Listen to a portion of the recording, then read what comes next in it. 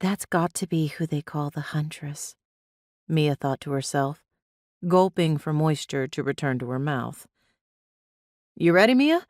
Careful of this huntress. She looks like she won't be easily impressed, said Esme out of nowhere. Mia hadn't even noticed her walk over. You'll do great. Esme gently nudged Mia over to get to the mic, and a dumbfounded Mia stumbled back a little. Welcome! Welcome to everyone! Announced Esme, gaining everyone's attention with a light cheer. Thank you all for coming out tonight to our humble Indigo Lounge.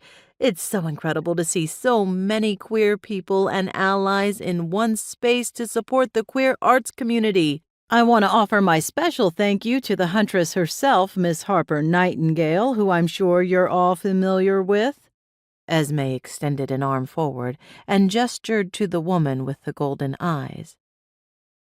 People murmured at the mention of this name, but Mia had never heard of her until 5 minutes ago.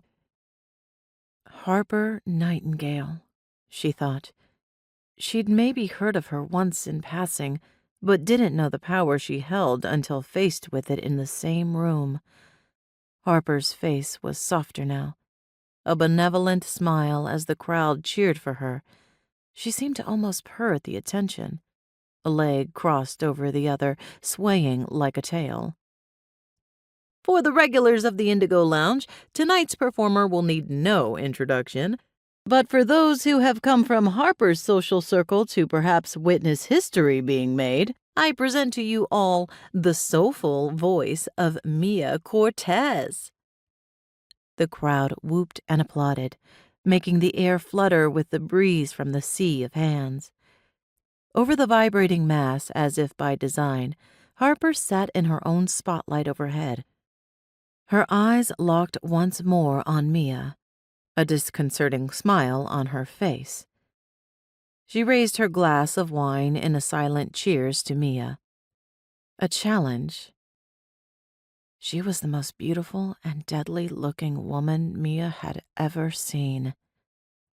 Something about the nerves and the adrenaline always took a hold of Mia when she performed. The whole experience would become somewhat of a blur, and she never remembered much of her performances. But one thing she always lived for was the moment of silence as she took in her breath, ready to sing. In that moment, the pleasure of the anticipation would spark through the crowd like a current and call to her.